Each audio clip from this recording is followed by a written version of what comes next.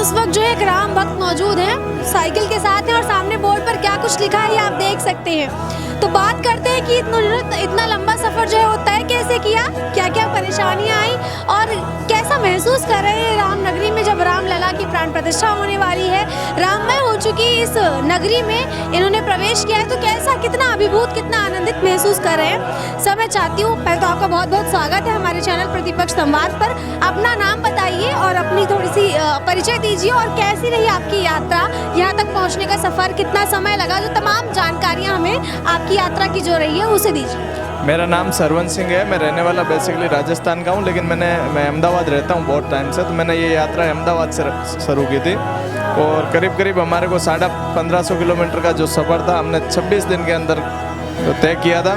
और 4 दिन पहले हम अयोध्या जी के यहाँ आ गए थे और हमने भगवान के दर्शन कर लिए। और यहाँ आने के बाद जो अनुभूति हो रही है वो तो शायद मैं बता ही नहीं सकता। मेरे जीवन में कभी मैंने इतनी खुशी और इतना मतलब अंदर से एक फीलिंग नहीं ली थी जो आज मैं महसूस कर रहा हूँ। तो ये 26 दिन का सफ़र रहा है साइकिल से, वो भी इतनी सर्द में, इतनी सर्दी है कि शायद रूह कांप जाए लोगों की। तो ये सफ़र रात में क्या कुछ परेशानी आई, कहाँ ठहरे आप, कैसे किया ये सब? हमने रात को कभी ट्रैवल नहीं किया था। हम सुबह करीब करीब 9, 10, 11 बजे, 12 बजे के बाद ट्रैवलिंग चालू करते थे और शाम को हमारी कोशिश रहती थी कि 6 बजे से पहले कहीं होटल हो या कोई धर्मशाला हो वहाँ पहुँच जाए या कोई मंदिर हो। और दिक्कत तो देखो, परेशानी एक यात्रा का हिस्सा होता है, लेकिन उससे कुछ नहीं, हमें आना था। राम में थे और जोश में थे तो हम आ गए बिल्कुल। अच्छा, रामलला आप जो है विराजने वाले हैं, प्राण प्रतिष्ठा का जो समय बहुत बेहद नज़दीक आ चुका है, तो कैसा महसूस हो रहा है? सोचा था कभी कि जो 500 वर्षों से जो संघर्ष चला आ रहा है वो हमारे काल में हमें देखने को मिलेगा, हम इतने सौभाग्य, ऐसी वाली फीलिंग आई कभी? बिल्कुल बिल्कुल। मेरे परदादा जी है जो ये राम मंदिर के लिए बहुत उन्होंने आंदोलन किए, बहुत सारा कुछ किया, लेकिन वो आज इस दुनिया में नहीं है। और उनकी पीढ़ी का मैं हूँ पहला इकलौता इंसान हूँ जो यहाँ पहुँचा हूँ, और वो भी साइकिल से। तो फीलिंग तो है वो, मतलब कुछ बता ही नहीं सकते। दुनिया में सुना है, वेदों में पढ़ा है, स्वर्ग होता है। अगर धरती पे कहीं स्वर्ग है तो वो वही है। मैं पूरा हिंदुस्तान घूम चुका हूँ, लेकिन इससे अच्छी मेरे को फीलिंग दिल से कहीं नहीं है। अच्छा, तो एक दिन में कितने किलोमीटर कम से कम साइकिल से जो सफ़र था वो तय किया करते थे आप? मैं कभी मैम जैसे आगे का डिस्टेंस होता था, जैसे कहीं आज यहाँ से निकले, कल लखनऊ रुकना है तो 70 किलोमीटर है तो 70 किलोमीटर, 50 है तो 50। लेकिन हमारा एक टारगेट था कि हमें 50 किलोमीटर पर डे के हिसाब से चलना है। अच्छा, तो मतलब इतना लंबा सफ़र तय करने के बाद 4 दिन पहले आपकी जो ये साइकिल से यात्रा थी अयोध्या जी तक पहुँचने की, वो समाप्त बिल्कुल हो गई है। और हम यहाँ अब दर्शन कर रहे हैं और हमारे जो भी सनातनी भाई है उनके बीच में आते हैं और जय जय श्री राम के नारे लगाते हैं, मिलते हैं और बहुत खुशी होती है। बहुत बहुत शुक्रिया। अब मेरे साथ एक और राम भक्त जो है वो मौजूद है, इनसे भी जानकारी लेते हैं। ये भी जो है वो हमें किसी वाहन के साथ नजर आ रहे हैं। इनका सफ़र कैसा रहा, बोर्ड पर इनसे जुड़ी भी जानकारी है, लेकिन इनकी जुबानी सुनेंगे कि इनको क्या क्या परेशानी आई और कितना लंबा सफ़र, कितना टाइम लगा, ये जानकारी कोशिश करते हैं। सर, आपका बहुत बहुत स्वागत है प्रतिपक्ष पर, हमारे चैनल पर। आपकी जो यात्रा रही साइकिल से वो कितने दिन की थी? 8 महीने की यात्रा है मेरी। 5/5/2023 को मैं फरीदाबाद हरियाणा से निकला था, जिसमें 16वां राज्य चल रहा है और 20,000 प्लस किलोमीटर चल रहा है। अच्छा, पहले अपने बारे में थोड़ा सा परिचय दे दीजिए, अपना नाम। मेरा नाम बुड्ढा अंकल है। अच्छा, तो यात्रा आपकी कैसी रही और यहाँ आप जब आप अयोध्या जी की धरती पर जो थे वो आपके चरण रख चुके हैं, तो कैसा महसूस हो रहा है? बहुत सुंदर महसूस हो रहा है। मुझे 5-6 दिन हो गए आए हुए और मैं कन्याकुमारी से आ रहा हूँ सीधा इस उपलक्ष्य में शामिल होने के लिए। अच्छा, आप रहने वाले हरियाणा के हैं और आप कन्याकुमारी, यानी कि भारत का एक कोना जो था वहाँ से उठकर ये दूसरे कोने पहुँच चुके हैं। जी। तो क्या समस्याएं, क्या कुछ समस्याएं भी आई आप? कोई समस्या नहीं, जब तक श्री राम है तब तक कोई समस्या नहीं है। अच्छा, अब जो 500 वर्षों का संघर्ष था वो पूरा हो चुका है, ये सब आपको अपनी आंखों से देखने के लिए ये सौभाग्य आपको मिला, तो कैसा महसूस हो? बहुत अच्छा है। तभी तो बता रहा हूँ कि मैं 2000 किलोमीटर चला के एक स्पेशल इस मूवमेंट के लिए आया हूँ। 552 साल के बाद जो है ऐसा मूवमेंट आ रहा है, जो कि 1947 की मेरे ख्याल से आज़ादी के बाद सबसे बड़ा महोत्सव यही है। जी, बहुत बहुत शुक्रिया। तो आप देख सकते हैं कि जो जनता जनार्दन है, भक्त जन है, श्रद्धालु है, कितने हजार किलोमीटर का जो सफ़र है वो तय कर भगवान राम की जो प्राण प्रतिष्ठा का समारोह जो आयोजित किया गया है अयोध्या नगरी में, द लैंड ऑफ रामा जिसे कहा जाता है, वहाँ पहुँचने की कोशिश कर रहे हैं। और कितनी उत्सुकता के साथ वो साइकिल चलाकर 2-2, 3-3 हज़ार किलोमीटर, कई इतनी कड़ाके वाली ठंड में जहाँ हम और आप शायद जहाँ हम और आप शायद घर से निकलना ज़रूरी नहीं समझते, इतनी कड़ाके वाली सर्दी में वो जो है अयोध्या नगरी पहुँच रहे हैं। भगवान राम आ रहे हैं। इस समारोह में जुड़ने के लिए, समारोह में शामिल होने के लिए लोग कितने ज़्यादा उत्साहित हैं ये आप देख सकते हैं। और लोग हैं मेरे साथ, बातचीत करते हैं कि प्राण प्रतिष्ठा को लेकर उनके बीच कैसा उत्साह है और क्या वो अभिभूत और अनुभव कर रहे हैं। तो आपका नाम जानना चाहूँगी। सीताराम, परिचय दीजिए अपना और कैसा महसूस। हमारा नाम रामजी दास है, हनुमानगढ़ी रहते हैं। हमें बहुत बढ़िया महसूस हो रहा है। आज अयोध्या में 1.5 साल से रह रहे हैं। पहले से काफ़ी अच्छा सुंदर लग रहा है। बुझा रहा है कि हम राम जी के दर्शन पा गए हैं। ऐसा हो रहा है 22 तारीख को हमारे प्रभु श्री राम जी विराज ही रहे हैं। ऐसा अनुभूति पाके हमें बहुत सौभाग्य की बात है कि आज हमें ही नहीं पूरे दुनिया, भारत, हिंदुस्तान को कह रहे हैं। खुशी की बात है कि आज प्रभु श्री राम जी के दर्शन पा रहे हैं लोग। ये सौभाग्य की बात है। इसी पे और कितना लोग को हम सुने हैं निमंत्रण मिले वो ठुकरा दिए हैं। उनका दुर्भाग्य का खेल है। वो कैसे आएंगे इस अयोध्या में जब वो सनातन धर्म के विरुद्ध गोलियां चलवाए हैं, वो चलवाए हैं, उनके बाप के बाप, दादा के दादा चलवाए हैं। तो कैसे अयोध्या में मुक्ति खाने आएंगे? कोई ना कोई तो बहाना चाहिए अयोध्या में जाने से बचने के लिए। असली वजह उनके निमंत्रण ठुकराने के आपके अनुसार ये? हाँ, यही है, यही हकीकत की वजह है। ये असल बात है। जो रावण का विनाश काले विपरीत बुद्धि, रावण का जब विनाश होने लगा था, कोई बुद्धि काम नहीं कर रहा था, वो बुद्धिहीन हो गया था। वही काम आज इनका हो रहा है। ये रावण खानदान के असुर हैं। वही असुर जन्म लिए हैं हिंदुस्तान में। तो वही जिस धरती माता पे वो रहते हैं, जिस बिस्तर पे सोते हैं, जिस हिंदुस्तान में रहते हैं, उसी देश का अपमान करते हैं। ऐसा नहीं करना चाहिए। उनका विनाश का समय आ चुका है। विनाश काले विपरीत बुद्धि। अब वो भी विनाश के रास्ते पे चल रहे हैं।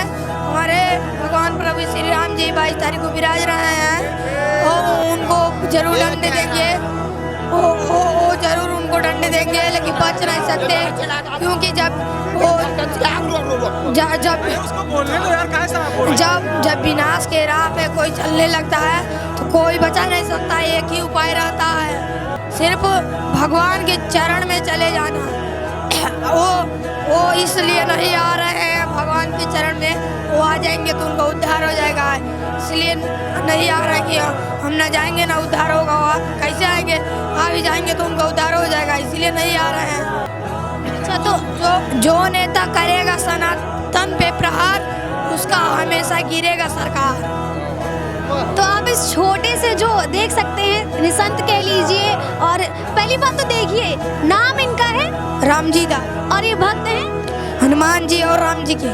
तो देख लो, परम भक्त जो है, जैसे हनुमान जी त्रेता युग में और आज भी परम भक्त श्री राम के, वैसे ही इनको भी कहा जा सकता है हनुमानगढ़ी में रहते हैं और राम के भक्त हैं। और कैसी कैसी बातें इन्होंने जो कई सवाल है इन लोगों के कि निमंत्रण ठुकरा रहे हैं, क्यों ठुकरा रहे हैं, उसका जो जवाब था वो इन्होंने दे दिया। जी बिल्कुल। जय श्री राम, जय गौ माता की, भारत माता की जय। मैं आपका भाई विजय कट्टर हिंदू। देखो, मेरे ना जैसे हमारे बड़े बूढ़ों से या इंस्पायर हैं अपने महाराणा प्रताप, छत्रपति शिवाजी से, बच्चों से भी इंस्पायर हो गया भाई मैं आज। यार छोटे छोटे बच्चे इतना ज्ञान रख रहे हैं यार। उन्हें पता है कि कौन हमारे देश के जयचंद हैं। लेकिन मेरे को ये समझ नहीं आ रहा, उन जयचंदों को इतने साल तक हमारे देश में पाला, उन किराएदारों को, इटली वालों को अपने देश में पाला, आज वो निमंत्रण को ठुकरा रहे। इतने छोटे से बच्चे को ही पता है भाई। लेकिन भाई हमारे बड़े बूढ़े जो होते भाई, इन्होंने इतने साल इस देश के अंदर कैसे पाला, कौन सा षड्यंत्र से पाला, और आज वो कहते हैं कि हम नहीं आएंगे। उन्हें पता है ना हनुमानगढ़ी मंदिर रास्ते में पड़ता है। हनुमानगढ़ी भाई ये तो राक्षस है, शैतान है। ये लोग राक्षस और शैतान है, ये कैसे आएंगे? और भाई यही लोग हैं जो आज भारत के अंदर मुद्दा बना रहे शंकराचार्य जी का। खूब मुद्दा बना रहे हो भाई आप लोग, शंकराचार्य पे गोली चलवाने वाले, आप लोग शंकराचार्य पे लाठी चलवाने वाले, आप कोठारी बंधु पे गोली चलवाने वाले, आप जो कार सेवकों पे भाई साहब उन पर लाठियां चलवाने वाले, जलवाने वाले आप लोगों। आप क्यों उठवा रहे हो भाई? शंकराचार्य जी ने अगर कुछ बोला है, हम शंकराचार्य जी का, शंकराचार्य जी हमारा थोड़ा सा तालमेल नहीं बैठा। आप लोग कौन हो भाई हमारे बीच में दखल अंदाजी करने वाले? और आप लोग बाहर से आकर के फंसे हुए हो। इतने साल आपको यहाँ पर हमने पाल लिया और आपने यहाँ पर इस देश को गजवाए हिंद कर दिया। उसके बाद भी हम लोगों ने अतिथि देवो भव, कोई बात नहीं, हमारे देश से किराएदार हो, आराम से रहो, तसल्ली से रहो। तुम्हारा इसी देश, इसी राम और कृष्ण की भूमि से सूपड़ा साफ हम लोग करेंगे। छोटे छोटे बच्चे अब जागरूकता, जागरण करने के लिए निकल पड़े। और ये लोगों का भाई, इन लोगों का पर्दाफाश करो, अच्छा बुरा समझो, अच्छा बुरा समझो। इन्होंने अभी एक याचिका दायर करी है, याचिका। भाई साहब इन्होंने बोला है कि भाई साहब प्राण प्रतिष्ठा नहीं होनी चाहिए, नरेंद्र मोदी जी नहीं बैठनी चाहिए। अबे गधो, ऐसे 5,000 रुपए दे करके मैं बेंगलोर में करवा दूंगा किसी की भी याचिका दायर, ठीक है। पैसे बिकते हैं वकील भाई, ऐसे पैसों के लिए बैठे वकील। और तुम्हारी एक मतलब पीआई से मतलब कि यहाँ पर प्राण प्रतिष्ठा रुक जाएगी, नरेंद्र मोदी जी नहीं आएंगे। मेरे भाई, आप लोग इस देश को गजवाए हिंद करना चाहते हैं और इन्होंने खुला बता दिया कि हम लोग उस प्रोग्राम में नहीं आएंगे 22 तारीख को, मंदिर पे नहीं आएंगे। बता दिया, ये है ही नहीं हमारे लोग, ये हमारे नहीं भाई, हमारे है ही नहीं ये लोग। ना हमारे देश के सगे हैं, ना इस देश के 100 करोड़ सनातनियों के सगे हैं। अगर भाई, अगर इतना सब कुछ देखने के बाद अगर आप मूर्ख हो ना, तो भाई आपका इस धरती पे कोई साइंटिस्ट और कोई डॉक्टर इलाज नहीं कर सकता। कोई दवाई नहीं है आप लोग इलाज के दिमाग के।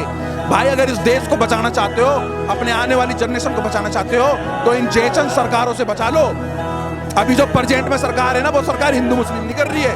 नरेंद्र मोदी जी ने किसी लाल किले पे खड़े होकर के यूं नहीं बोला है कि मैं इस देश के 100 करोड़ सनातनी की बात करता है, 40 करोड़ लोगों की, 35 करोड़ लोगों की बात करते वो। और मेरे भाई सुनो, उन लोगों के लिए आपका क्या संदेश है जो कहते हैं कि नरेंद्र मोदी की सरकार जो है वो धर्म के नाम की राजनीति कर? नहीं, ये सब गलत बात है। कोई धर्म, ये सब ये मूर्खता है जो ये बात बोल रहे हैं। ये 100% गलत बात है। धर्म की राजनीति नहीं हो रही है। अगर मेरे देश के अंदर संविधान था, संविधान को ढंग से ऑपरेट नहीं होने दे रहे थे, काम नहीं करने दे रहे थे। अगर मेरी 100 गज की जमीन किसी ने कब्जाई हुई है तो 60-65 साल अगर कांग्रेस नहीं छुड़वा पाए तो इस सरकार की जरूरत क्या है भाई साहब? उन्होंने अपनी मुट्ठी में संविधान और अपनी आईपीसी कानून को पूरी जेब में रखा हुआ था भाई साहब। अगर इस देश में अगर कोई कब्जे करी हुई जगह है और अगर ऐसा राजा इस देश के अंदर है, राजा समझ रहे हो भाई, अब मेरे सेवक है नरेंद्र मोदी जी, राजा हम बोल देते तो अच्छा काम कर रहे हैं। अगर ऐसा सेवक हमने अब गद्दी में बिठा रखा है कि आज से 400 साल, 200 साल, 300 साल पहले किसी को तलवार की नोक पे सलवार पहनाई हो, धर्म परिवर्तन कराओ, तो उनका अगर धर्म, अगर उनके रिलीजन में, सही रिलीजन में अगर वापसी ला रहे नरेंद्र मोदी जी तो बहुत बढ़िया है। अगर 500 साल, 300 साल पहले अगर किसी की जगह पे मंदिर तोड़ करके अगर मस्जिद बनी हुई है या कुछ भी बना है XYZ, अगर उनकी जगह अगर वापसी दिलाई जा रही है तो ऐसा ही भाई हमें सेवक और ऐसा ही राजा चाहिए। हमें इस देश को अगवाए हिंद का राजा नहीं चाहिए, इस देश को भगवाए हिंद वाला राजा चाहिए। और लास्ट लड़ाई है, लास्ट लड़ाई। अगर इस भारत में तुम लोग अगर आज नहीं जागे ना, इस भारत में 57 कंट्री हर 2 से 3 साल 4 साल के अंदर, तुम यार फोन चला रहे हो एप्पल के, तुम्हें इतनी अकल नहीं है? हर 3 साल 4 साल के अंदर एक इस्लामिक कंट्री बनती है। इस 100 करोड़ सनातनी होने के बाद भी एक हिंदू राष्ट्र हम भारत में मांग रहे हैं, अपने मंदिर भारत में मांग रहे हैं। मेरे भाई, मेरे पास 2 रास्ते हैं इस देश के हिंदू सनातनी के। एक तो बेरोजगारी खत्म मैं यही कर सकता हूँ, चैनल पे बैठे खड़े खड़े। आप मेरी बात मान लो, मैं बेरोजगारी अभी खत्म कर दूंगा और जितने भी मुद्दे हैं ना, जितने भी मुद्दे मंदिरों के, अभी खत्म कर दूंगा। निकल जाओ 25 करोड़ रोडों पे, अभी मुद्दा खत्म हो जाएगा ये, अभी मुद्दा 25 करोड़ निकल जाओ। और मैं कह रहा हूँ सनातनियों की बेरोजगारी मैं खत्म कर देता हूँ। आज से सनातनी से सामान खरीदे, सनातनी से काम करवाए, सनातनी के पास काम करे और मुसलमान के पास काम करे, मुसलमान से सामान खरीदे। बेरोजगारी वो अपनी खत्म कर लेंगे तो हम भी कर लेंगे। अपने सपोर्ट नहीं कर रहे हो। आज तुम अपने भाई के लिए कोर्ट कचहरी 50 गज के टुकड़े के लिए जा सकते हो, लेकिन इस देश का गजवाए हिंद हो रहा है, इस देश के टुकड़े हो रहे हैं, उसके लिए आप नहीं निकलोगे घर से बाहर। समझदार बुद्धिजीवी बनो। कहाँ दिमाग काम कर रहा है समझ। और लोग हैं, हम और लोगों से बातचीत कर लेते हैं, सब कहना चाहते हैं और सबका जो मतलब मंशा है, सबके विचार लेना बहुत जरूरी है। इससे बड़ी बात ये है, अब हिंदू जग चुका है। मैं आपको सही बात बता रहा हूँ, अभी तक हिंदू की जो मानसिकता, तो हमारा सनातन धर्म का जड़ मेरा राम मंदिर था। आज 500 वर्षों से उस रामलला की जो दुर्दशा इन लोगों ने कर दी, जो हमारा जड़ था वहीं से समाप्त काटने का काम हुआ। अब मेरे रामलला का ये दिव्य भव्य 22 तारीख को जो आपके सामने जो प्रतिष्ठित हो रहे हैं, ये रामलला का केवल प्राण प्रतिष्ठा नहीं है, ये करोड़ों हिंदुओं के जगने का समय आ चुका है और करोड़ों हिंदू जग चुके हैं। और आपके चैनल के माध्यम से मैं कहना चाहता हूँ कि अगर इस समय चूक गए तो फिर 500 वर्षों के लिए पश्चाताप करना पड़ेगा। इसलिए कुछ नहीं करना, हमें किसी का विरोध नहीं करना, केवल हमको अपने स्वरूप को पहचान कर लेना। हम सनातनी हैं, हम हिंदू हैं, हिंदू के लिए काम करना दिन रात। आप जाकर देखिए केरला में लाखों हिंदू मुसलमान बना दिए गए, आप तमाम जगह पे जाकर देख लीजिए। लेकिन हम हिंदू ऐसे सहनशील लोग हैं जो कभी भी किसी का प्रतिकार नहीं करते, हमें किसी से विरोध नहीं है। लेकिन देश में योगी और मोदी जैसे लोग हैं जिसके कारण हमारा विश्वास बढ़ा, हम हिंदुओं का आत्मबल बढ़ा है कि हमारे लिए कोई कुछ कर सकता है, जो हमारे लिए कुछ कर सकता है। बस एक बात, कुछ नहीं, केवल ये हो जाए कि अगर हिंदुओं ने स्वीकार किया कि हाँ हम दो तो हमारे दो, तो और लोग भी इसको स्वीकार करें। और नहीं करेंगे तो अब हिंदू जग चुका है, एक हिंदू के 5 नहीं 8-8 बच्चे होंगे और जनसंख्या बढ़ेगी, फिर उसको कोई रोक नहीं पाएगा। इसलिए अब वो समय बहुत पीछे जा चुका है। हिंदू को अब गाली देते थे, राम जी को गाली देते थे, हमारे भगवान को गाली देते थे, वो समय अब बीत चुका है। अगर आप अब गाली देने का काम करोगे आप बहुत घाटे में जाओगे। जैसे दूरी बनती है ना, समाज से दूरी बनते जा रही। सनातन धर्म के तरफ से सभी का उत्थान हुआ है और सनातन धर्म से सभी लोग पैदा हुए हैं, चाहे जिस जात के लोग हैं। इस हिंदुस्तान में, पूरा भारत में, पूरे हिंदुस्तान में, पूरे भारत भर में पूरा सनातन धर्म जग चुका है। अब कोई नहीं रोक सकता। जो राम लला को लाए हैं हम उनको तो लाएंगे। पूरे भारत में हम फिर से भगवा लहराएंगे, पूरे भारत में फिर से भगवा लहराएंगे। हुआ 500 वर्ष का सपना साकार, हुआ 500 वर्ष का सपना साकार, योगी मोदी जी का बोलो जय जयकार। हुआ 500 वर्ष का सपना साकार, बोलो श्री राम जी की जय जयकार, जय श्री राम जी। और भी लोग हैं जो अपनी बात रखना चाहते हैं। आप भी काफ़ी देर से कुछ कहना चाहते हैं, क्या विचार है आपके, क्या कहना चाहते हैं? मैं कभी हूँ कुछ, मैं विपक्षी पार्टी को मैं कहना ये चाहता हूँ, जो नेता करेगा सनातन पर प्रहार उसका गिरेगा सरकार। जो नेता करेगा सनातन पर प्रहार उसका गिरेगा सरकार। कुर्सी बचा के रखना है तो करो राम से प्यार, कुर्सी बचा के रखना है तो करो राम से प्यार। राम लला जी के लिए मैं एक भजन गाना चाहता हूँ। राम लला तेरे छाया में जिंदगी गुजार दूं, राम लला तेरे छाया में जिंदगी गुजार दूं। दिल खुश हो जाए तेरा इतना मैं तुम्हें प्यार दूं। सुबह शाम तेरा भजन गुनगुनाऊंगा, दे दे दर्शन वरना मर जाऊंगा। तेरा छाया मात्र से मैं तर जाऊंगा। मेरा घर मेरा ठिकाना कहीं यहीं पे बना दो, हर रोज पूजा करने मैं चले आऊँगा। हर रोज पूजा करने मैं चले आऊँगा। तेरे आदर्श पर चल के बहुत कुछ करूँगा। तू देना हिम्मत मैं दुनिया बदलूँगा। तू देना हिम्मत मैं दुनिया बदलूँगा। पकड़ लो हाथ मेरा साथ साथ चलूँगा। श्री हनुमान की तरह मैं तुझे सेवा करूँगा। पकड़ ले हाथ मेरा साथ साथ चलूँगा।